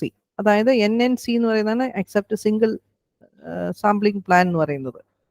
Okay, അപ്പോൾ നമ്മൾ number of defective items C ആണോ നമ്മൾ ചെക്ക് ചെയ്യും. C ആണെങ്കിൽ okay നമ്മൾ ആ ലോട്ടിനെ accept ചെയ്യുന്നു, otherwise നമ്മൾ ലോട്ടിനെ റിജക്റ്റ് ചെയ്യുന്നു. Okay, we use simple most popularly നമ്മൾ സിമ്പിൾ റാൻഡം സാമ്പിളിംഗ് ആണ് യൂസ് ചെയ്യാറുള്ളത്. നമുക്ക് ഡബിൾ സാമ്പിളിംഗ് പ്ലാൻ ഉണ്ടോ എന്ന് നോക്കട്ടെ. ചിലപ്പോൾ ഉണ്ടാകത്തില്ല. ഇല്ല. ഈ ഡബിൾ സാമ്പിളിംഗ് പ്ലാൻ എന്നൊക്കെ പറഞ്ഞു കഴിഞ്ഞാൽ അവിടെ വരുന്നത് നമുക്ക് 2 നമ്പർ ഉണ്ട്. N1 number of item, N2 number of item എടുക്കുന്നു. അതിലോട്ട് ഞാൻ പോകുന്നില്ല, ഈ ഔട്ട് ഓഫ് സിലബസ് പറയേണ്ട കാര്യമില്ലല്ലോ. ഓക്കെ, സമയവും ഇല്ല, നമ്മൾ അതിലോട്ട് കൂടുതൽ പോകുന്നുണ്ട്. അപ്പോൾ ചെയ്യേണ്ട എന്നാന്ന് ചോദിച്ചു കഴിഞ്ഞാൽ ഇതിൻ്റെ ഇതുപോലെ നോട്ട് എഴുതി വെക്കണം. അതുപോലെ നമുക്ക് സാമ്പിളിംഗ് പ്ലാനുകളിൽ ഇത് ഈ കൺട്രോൾ ലിമിറ്റ് കേട്ടോ, X ബാർ ചാർട്ടിൻ്റെ R ചാർട്ടിൻ്റെ കൺട്രോൾ ലിമിറ്റ്സുകൾ എഴുതി വെക്കണം, പഠിക്കണം. അപ്പർ കൺട്രോൾ ലിമിറ്റ്, ലോവർ എല്ലാത്തിൻ്റെ ഇതിനെല്ലാത്തിൻ്റെയും നമ്മൾ യൂസ് ചെയ്യുന്നത് എന്താ, +or-3 സിഗ്മ ആണ് നമ്മൾ യൂസ് ചെയ്യുന്നത്. X ബാർ എന്ന് പറയുന്ന സാമ്പിൾ മീൻ, +or-3 സിഗ്മ എന്ന് പറയുന്നത് സിഗ്മ. ഓക്കെ, 3 സിഗ്മ ലിമിറ്റ് എന്നാണ് നമ്മൾ പറയുന്നത്. അതായത് സാമ്പിളിൻ്റെ സ്റ്റാൻഡേർഡ് ഡീവിയേഷൻ. സാമ്പിൾ സ്റ്റാൻഡേർഡ് ഡീവിയേഷനിലോട്ട് വരുമ്പോൾ നമ്മൾ σ/√n സാമ്പിൾ എടുക്കുമ്പോൾ വരുന്നത്. അത് ആക്ച്വലി വാല്യൂ പുട്ട് ചെയ്ത് വരുമ്പോൾ വരുന്നത്. ജനറലി സാമ്പിൾ മീൻ +or-3 സിഗ്മ നമ്മൾ പറയുന്നത്. ഇത് ഓരോന്നിൻ്റെ എക്സ് ചാർട്ടിന്റെ, ആർ ചാർട്ടിന്റെ, പിന്നെ p chart, n b chart അല്ലേ, ഇതിൻ്റെയൊക്കെ ഏതാണെന്നുള്ളത്. ഇത് എല്ലായിടത്തിൻ്റെയും ബേസ് ഇങ്ങനെയാണ് വരുന്നത്, x bar plus or minus 3 sigma. ആ 3 സിഗ്മ വന്നിരിക്കുന്നത് എന്തുകൊണ്ടാണ്? നോർമൽ ഡിസ്ട്രിബ്യൂഷൻ്റെ അകത്ത് 3 സിഗ്മയ്ക്കകത്താണ് മോസ്റ്റ് ഓഫ് ദി ഏരിയ വരുന്നത്. Okay, 99.9%. Okay, now come to different സാമ്പിളിൻ്റെ സിമ്പിൾ റാൻഡം സാമ്പിളിംഗ് നമ്മൾ പറഞ്ഞു. എന്താണ്, ഓരോ ഐറ്റത്തിന് സെലക്ട് ചെയ്യാനുള്ള പ്രോബബിലിറ്റി എന്ന് പറയുന്നത് സെയിം ആണ്. അതാണ് നമ്മുടെ സിമ്പിൾ റാൻഡം സാമ്പിളിംഗ് എന്ന് പറയുന്നത്. അതാണ് നമ്മൾ വളരെ മോസ്റ്റ് പോപ്പുലർ ആയിട്ട് നമ്മൾ യൂസ് ചെയ്യുന്നത്. Approach method of sampling.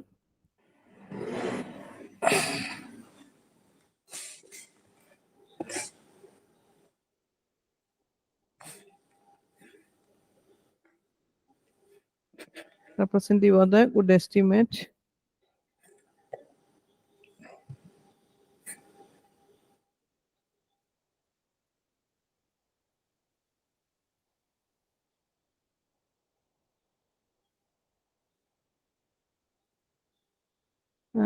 Non probability sampling ഉണ്ട്, അതാണ് നോൺ പാരാമെട്രിക് എന്ന് പറയുന്നത് കേട്ടോ.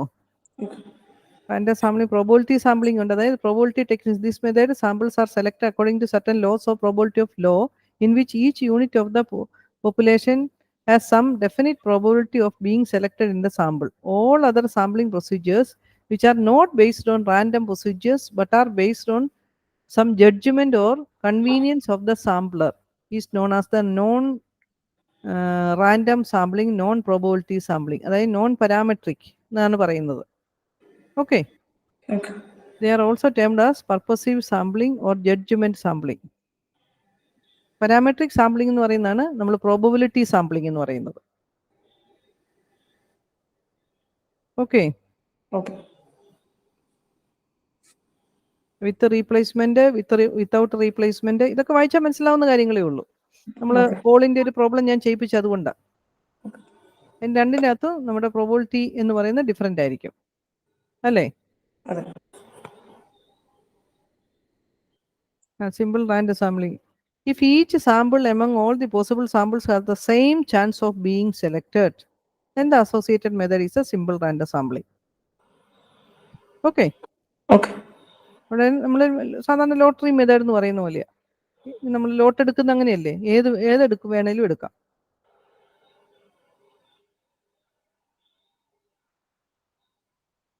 ഇതൊക്കെ ഒന്ന് വായിച്ചു നോക്കണം കേട്ടോ.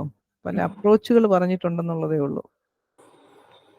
Estimation of population parameters, statistic estimators, നമ്മുടെ അതിനകത്തൊക്കെ എങ്ങനെയാണ് നമ്മൾ എടുത്തെന്ന് പറയുന്നതാണ് കേട്ടോ. ഓൾറെഡി നമ്മൾ പഠിച്ചതാണ്, നമ്മൾ സിമ്പിൾ റാൻഡം സാമ്പിളിംഗ് നമ്മൾ പഠിച്ചാണ് എങ്ങനെയാണ് നമ്മൾ എടുക്കുന്നതെന്നുള്ളത് അല്ലേ. ഇതാ വിത്ത് റീപ്ലേസ്മെന്റ്, വിത്തൗട്ട് റീപ്ലേസ്മെന്റ്, ഇതൊക്കെ വായിച്ചു നോക്കിയാൽ ബുദ്ധിമുട്ടുണ്ടാകത്തില്ല. അതുകൊണ്ടാണ് ഞാൻ ആ 2 യൂണിറ്റ് കുറച്ച് ഡീറ്റെയിൽ ആയിട്ട് എടുത്തു വന്നത്.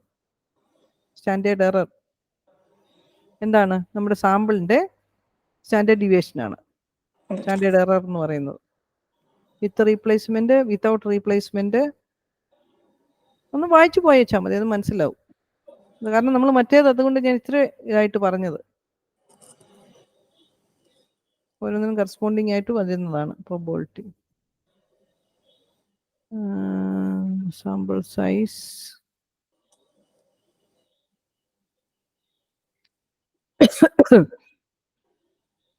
okay. Another sampling technique is systematic sampling. That is, in simple random sampling, units are drawn randomly at every draw. In many situations, it may be desirable to select a sample in a systematic way. For example, if you want to have an even spread in terms of spatial distribution, a systematic selection may ensure that the units maintain a uniform distance between the selected units. In systematic sample, one unit is selected randomly and subsequent units are selected according to predetermined. ഒരിക്കൽ either നമ്മൾ സമയമായിരിക്കാം, അല്ലെങ്കിൽ നമ്മൾ ഏതെങ്കിലും ഒരു processing ഇത്ര കഴിഞ്ഞിട്ടുള്ളതായിരിക്കാം. അങ്ങനെ ഒരു systematic ആയിട്ടാണ് നമ്മൾ സാമ്പിളിനെ സെലക്ട് ചെയ്യുന്നത്. Okay, adapted for pre-assigned systematic samples actually provide an improvement or over simple random sample. അത് situations ഡിപ്പെൻഡ് ചെയ്തിരിക്കും.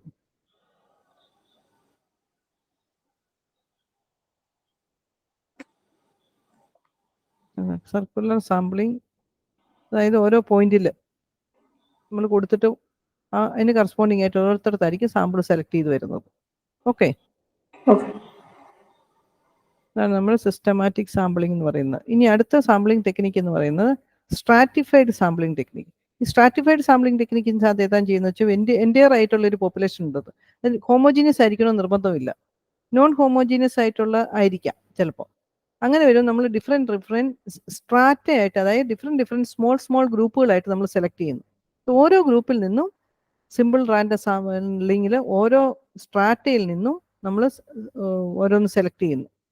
ഓക്കെ, അതായത് നമ്മൾ സബ് ഗ്രൂപ്പ്, വലിയ ഒരു പോപ്പുലേഷനെ അല്ലെങ്കിൽ ഒരു ലോട്ടിനെ സബ് ഗ്രൂപ്പുകളായിട്ട് നമ്മൾ സെലക്ട് ചെയ്യുന്നു. ഓക്കെ, ഓരോ സബ് ഗ്രൂപ്പിൻ്റെ അകത്തുനിന്നും നമ്മൾ റാൻഡമായിട്ട് സെലക്ട് ചെയ്യുന്നു.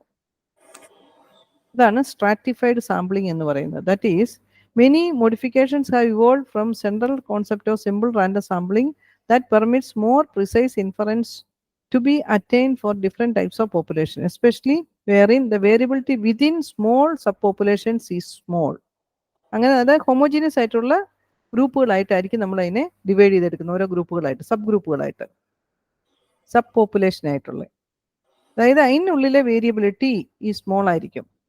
One of the most practically usable designs is the stratified sampling, in which we first divide the target population into homogeneous segments. Okay, is it clear?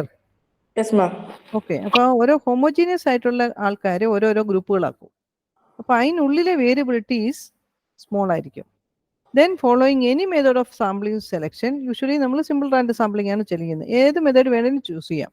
Choose samples from each of these segments and subpopulation independently in such a way that the total number of units pooled over all the selected groups is the desired sample size. അതെല്ലാം കൂടെ കൂടുന്നതാണ് നമ്മുടെ sample size എന്ന് പറയുന്നത്. The small subgroups are known as the strata. Different strata ആയിട്ട് divide ചെയ്യുകയാണ് ചെയ്യുന്നത്. ഓരോ sub ഗ്രൂപ്പിനെ സ്ട്രാറ്റ എന്നാണ് പറയുന്നത് സ്ട്രാറ്റിഫൈഡ് സാമ്പിളിങ്ങിൻ്റെ അകത്ത്. And the process of forming strata is called stratification. Okay, നമ്മൾ ഇത് കൂടുതൽ നമ്മൾ അപ്ലൈ ചെയ്യുന്നത് നോൺ ഹോമോജീനിയസ് ആയിട്ട് വരുന്നിടത്ത് നമ്മൾ സ്ട്രാറ്റുകളായിട്ട് ഹോമോജീനിയസ് ആയിട്ട് നമ്മൾ ചെയ്തു വരുന്നു. അതാണ് നമ്മൾ സ്ട്രാറ്റിഫൈഡ് സാമ്പിളിംഗ് എന്ന് പറയുന്നത്. Different strata. Okay, definite the procedure of partitioning a given population into homogeneous groups called strata and then selecting sample independently from each stratum is known as the stratified sampling. If a sample from each stratum is selected by random sampling, the procedure is called stratified random sampling. Okay. ഇത് നമ്മൾ വായിച്ചു നോക്കിയാൽ മനസ്സിലാക്കാനുള്ള കാര്യങ്ങളേ ഉള്ളൂ. അപ്പോൾ ആ sampling ടെക്നിക്സുകൾ ഏതൊക്കെയാണെന്നൊക്കെ ഉള്ളത് വായിച്ചോണം, എഴുതി പൊക്കോണം. ഇതിനകത്ത് എസ്റ്റിമേഷൻ നോക്കി സ്ട്രാറ്റിഫൈഡ് സാമ്പിളിൻ്റെ അകത്ത് കയറി വന്നിരിക്കുന്നത് ഒക്കെ വായിച്ചാൽ മനസ്സിലാക്കാനുള്ള കാര്യങ്ങളൊക്കെ ഉള്ളൂ കേട്ടോ. കാരണം നമ്മൾ എസ്റ്റിമേഷൻ ടെസ്റ്റിങ്ങും ഒക്കെ നമ്മൾ കുറച്ച് ഡീറ്റെയിൽ ആയിട്ട് പഠിച്ചതാണ്. അപ്പോൾ നമുക്ക് അടുത്തും കൂടെ പറഞ്ഞിട്ട് ഞാൻ നിർത്താം, സമയമായെങ്കിലും ഒരു 5 മിനിറ്റ് കൂടി വെയിറ്റ് ചെയ്യാമല്ലോ അല്ലേ? ഓക്കെ.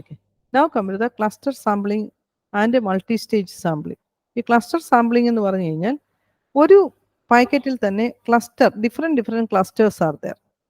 ഇത് കൂടുതൽ നമ്മൾ അപ്ലൈ ചെയ്യുന്നത് ശരിക്കും പറഞ്ഞാൽ നമ്മുടെ എന്താ പറയുക, നമ്മുടെ മെഡിക്കൽ ഫീൽഡിലാണ് നമ്മൾ കൂടുതൽ ചെയ്യുന്നത്. അത് വലിയൊരു packet of set of medicines വന്നിട്ടുണ്ട്, ഒരു വലിയൊരു സെറ്റ് വന്നിരിക്കുന്നു. അതിനകത്ത് different clusters are there, different categories ഉള്ള ആൾക്കാരായിരിക്കും അതിൻ്റെ അകത്തുള്ളത്. ഓക്കെ, അപ്പോൾ നമ്മൾ എന്താ ചെയ്യുന്നതെന്ന് ചോദിച്ചു കഴിഞ്ഞാൽ ഓരോന്നും അതിൻ്റെ അകത്തും നമ്മൾ ഒരെണ്ണത്തിനെ സെലക്ട് ചെയ്യുന്നു. ഓക്കെ, ഡിഫറെൻറ്റ് ക്ലസ്റ്റർ ആ ഒരെണ്ണം സെലക്ട് ചെയ്ത് കഴിഞ്ഞാൽ അതിൻ്റെ എൻ്റയർ തിങ്ങിനെ നമ്മൾ ടെസ്റ്റ് ചെയ്ത് നോക്കുന്നു. അങ്ങനെയാണ് നമ്മൾ എൻ്റയർ ലോട്ടിനെ നമ്മൾ സെലക്ട് ചെയ്യാൻ പറ്റുമോ എന്ന് നമ്മൾ നോക്കുന്നത്. ഓക്കെ, സാമ്പിളിനെ നമ്മൾ സെലക്ട് ചെയ്യുക. ആ സാമ്പിൾ സെലക്ട് ചെയ്തിട്ട് വേണം നമ്മൾ എൻ്റയർ പോപ്പുലേഷനെ പറ്റിയുള്ളൊരു സെലക്ഷനെ പറ്റി പറയാനായിട്ട്. ഓക്കെ,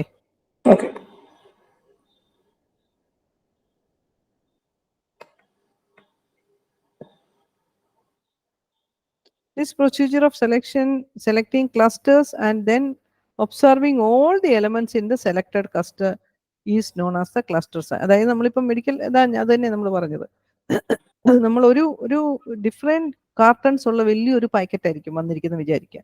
അതായത് നമ്മൾ ഒരെണ്ണം എടുത്തു കഴിഞ്ഞ് കഴിഞ്ഞാൽ അതിൻ്റെ അകത്തെ എല്ലാ എലമെന്റ്സിനെയും നമ്മൾ സെലക്ട് ചെയ്യുന്നു സാമ്പിളായിട്ട്. Okay okay.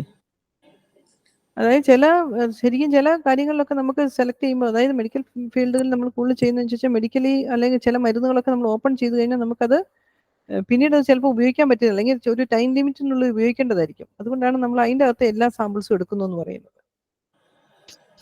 ഓക്കെ.